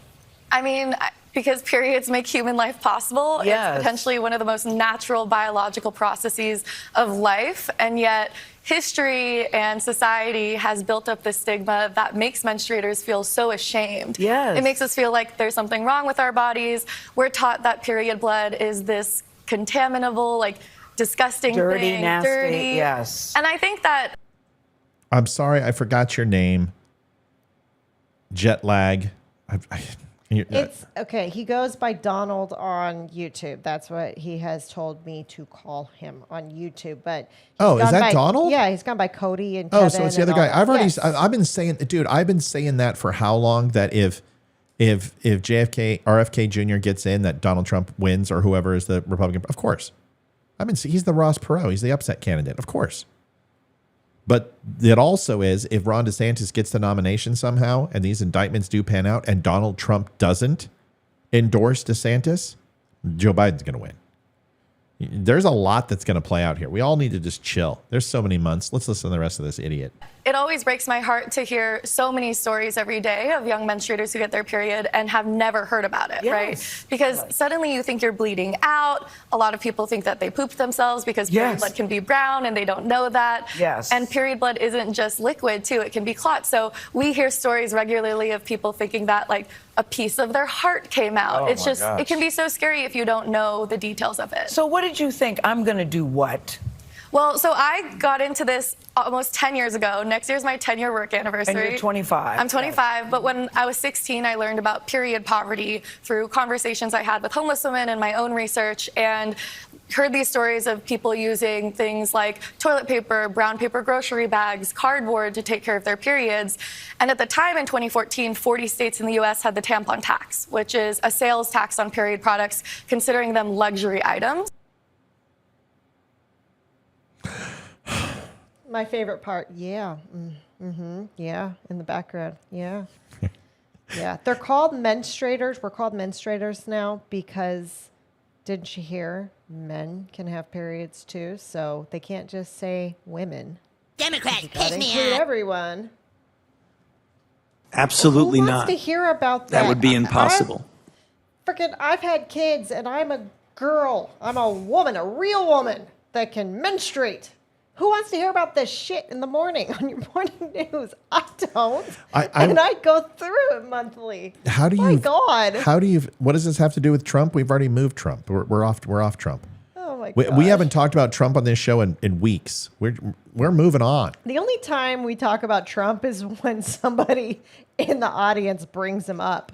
That's really. We don't talk about DeSantis. We don't talk about Trump because there's nothing newsworthy. We've talked about the cases. I've talked about the documents. I've talked about his indictments. I talked about E. Jean Carroll case. But otherwise, it's all the same shit. Make America great again. My opponents are horrible. They're evil. I'm the answer. I'm God. That's it. So I just, what do you want me to say? You can go watch a Donald Trump rally and you can get everything you need to know from Donald Trump. It's the same thing, and that's okay. And I actually like to hear the stuff because I think he stays on message, man, when it comes to his stuff. Now, it may be all over the place, but at least it's his. He's consistent. I got to give him that. And I think he would be great again if he can get in. We're not going to always talk about Trump here.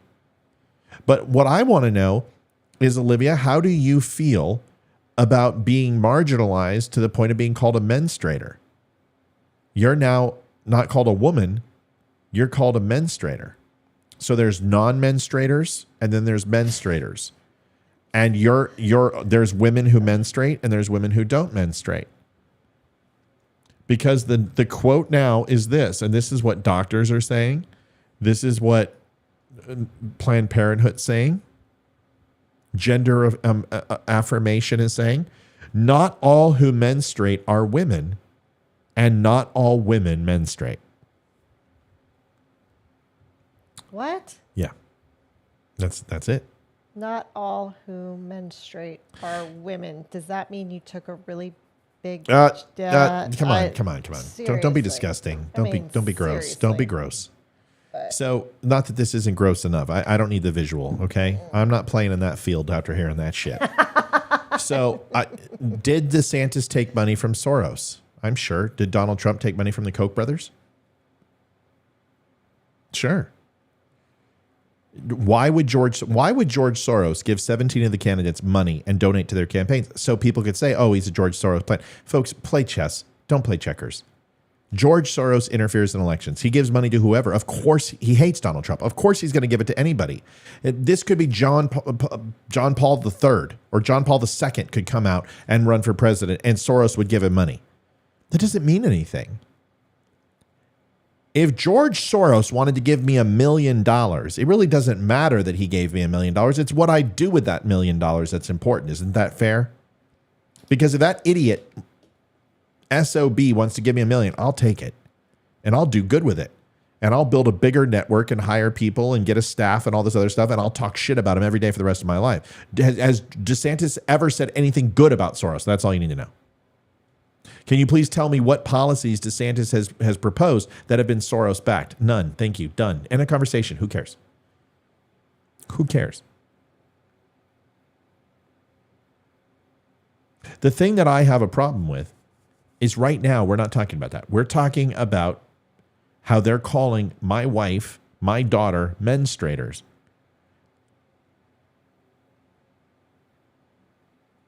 Let me ask you a question. Can I start calling black people melanin enhanced people?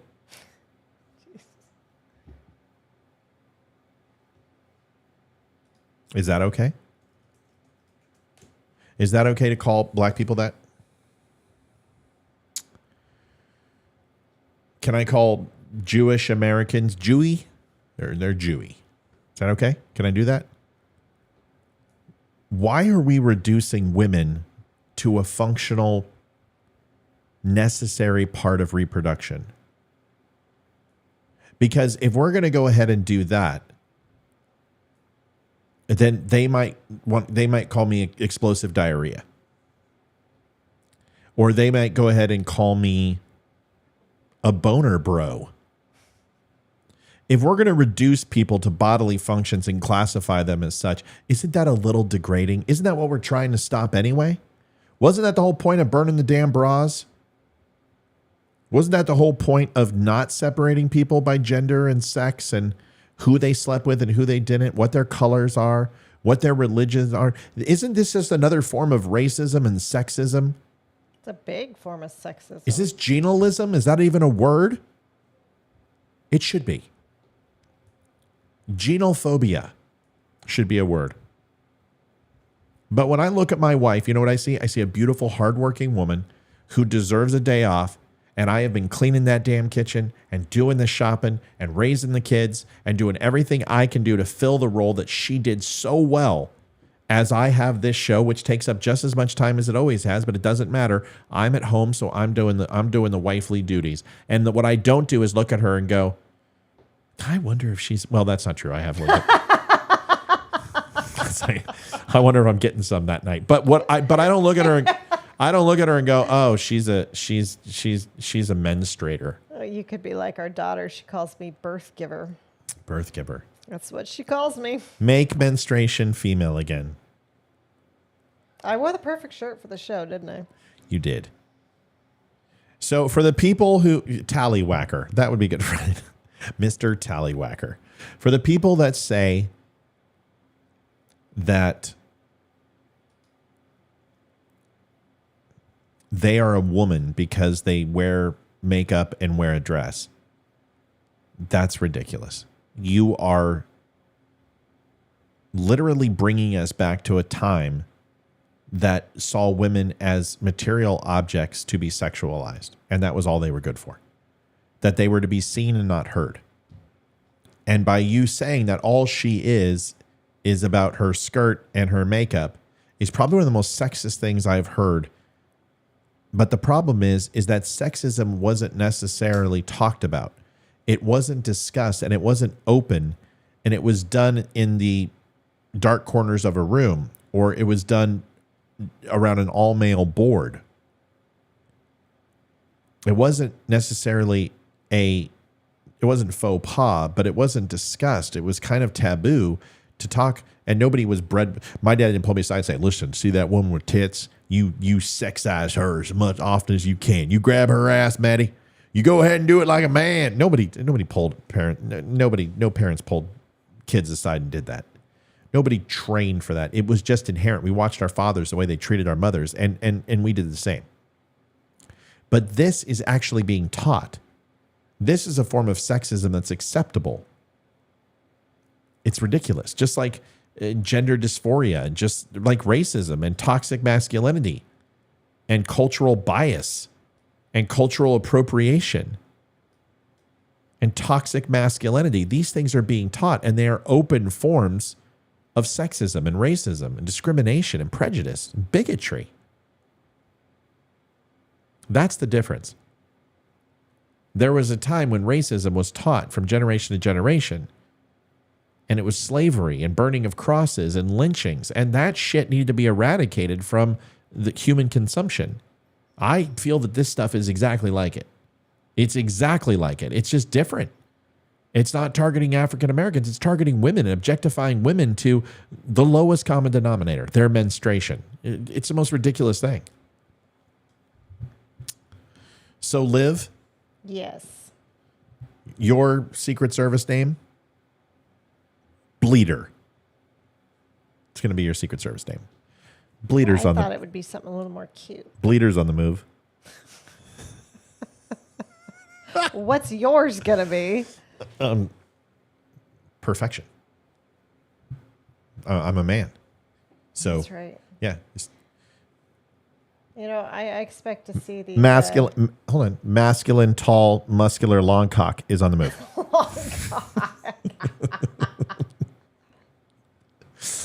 Oh my gosh. Whale penis is coming down the stairs. No? All right. Are we taking calls? Rhiannon, we were taking calls. We were going to leave. But if you want to call in, we're here for you. Go ahead.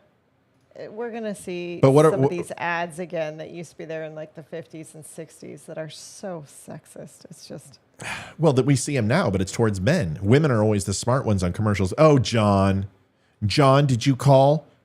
Did you call JD Byrider? Oh, no, honey, I didn't. Damn it, John. This was my 7th time telling you. One of these days I'll listen, sweetie. You sure will, and we'll save $100 on car insurance. That's what they are now. And instead of, bitch, get me in the kitchen and get me a pot pie, it's, geez, John, do I need to mow the lawn for you? And all men are stupid and women are just the smartest, the most clever. And that's the way these commercials are. Look at all of them. Look at sitcoms. Dads are the idiots.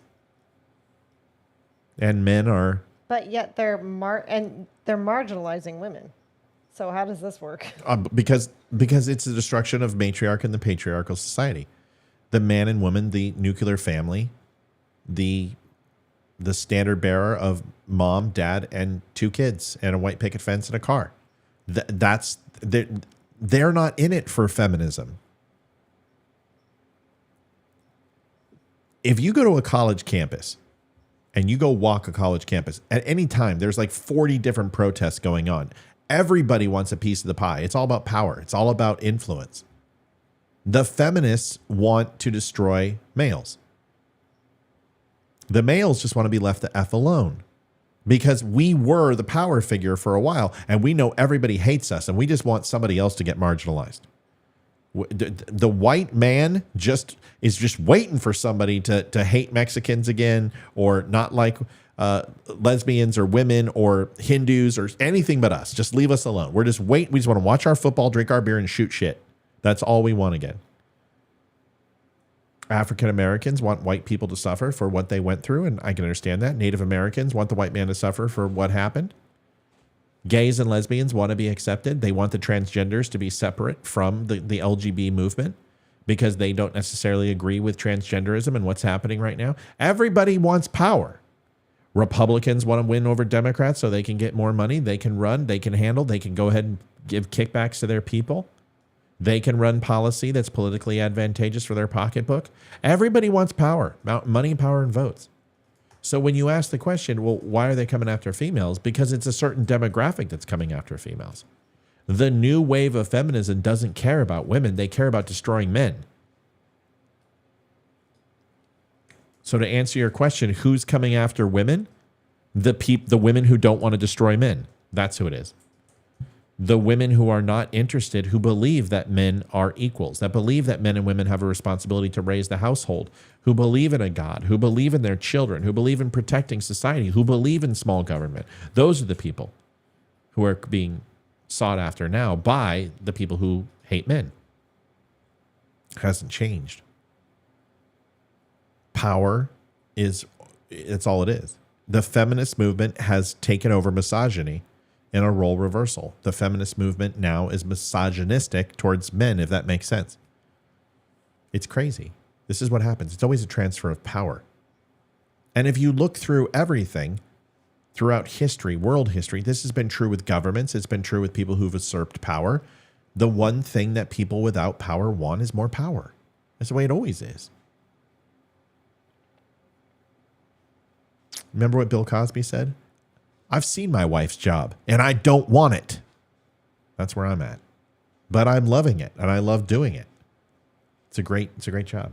But that's the difference between you and me and most people. And you're turning out to be a better mom than I was because the kids are actually listening to That's you. because I got bigger tits. Fucking lift. Oh, big boobs. Rock. Oh, boy. Yeah. All right. Funny. But that's the whole point, folks, is that most of us are man, woman, and having kids, and we share the responsibility in the families. But there's some people who believe that is old and white and irrelevant in today's society. And I think it's something that we need to embrace. And it doesn't have to be a man and woman. It could be a man and man. It could be a woman and woman. I don't care about that. I have lesbian friends who have children, and they are amazing parents. Olivia and I will testify to that. Amazing parents. And we know gay and lesbian couples who are horrible parents. And that's true with straight couples too. It's a whole nother conversation that we'll have to have. Folks, thanks for watching the Don't Unfriend Me Show. Olivia, you got 1 minute. Are you going to take it? Sure. All right. But that's the whole point, is that there most of us are man, woman, and having kids, and we share the responsibility in the families. But there's some people who believe that is old and white and irrelevant in today's society. And I think it's something that we need to embrace. And it doesn't have to be a man and woman. It could be a woman and woman. I don't care about that. I think it's something that we need to embrace. I don't know. She's not the best color commentator in the business for nothing, folks. You got nothing, really? Nothing? After that whole conversation, you Well, got... I kind of said everything that... Not really. You didn't say much. I talked more than usual. I See, think. See if I can find something that is apropos to the conversation. Here we go. Prescription jugs. Prescription jugs. Absolutely important. Folks, that's it for the Don't Unfriend Me show tonight. We are out. We want to thank our sponsors, PFC Flag Company, pfcflags.com. These wooden flags you see behind Olivia and I were made by PFC. They're a great company. Stop on by. Go get yourself a flag. But not before you go to the DUM Show at thedumshow.com to get yourself a Red Friday shirt or a Make Women Female Again or a mug. Condoms. We have condoms. We also have tampons, too, for men and women in all various sizes with the Don't Unfriend Me logo, so you can use that. The Don't Unfriend Me when that... So you can think about us when you're menstruating. That's right. When you're menstruating, if it's full, it turns red. If it doesn't, it stays blue. It's wonderful. All the colors of the Don't Unfriend Me show. You get that not so fresh feeling. Please try Don't Unfriend Me tampons and Tampax for her and him. It's there. 10% off. Use code BLEEDING10. BLEEDING10 to save...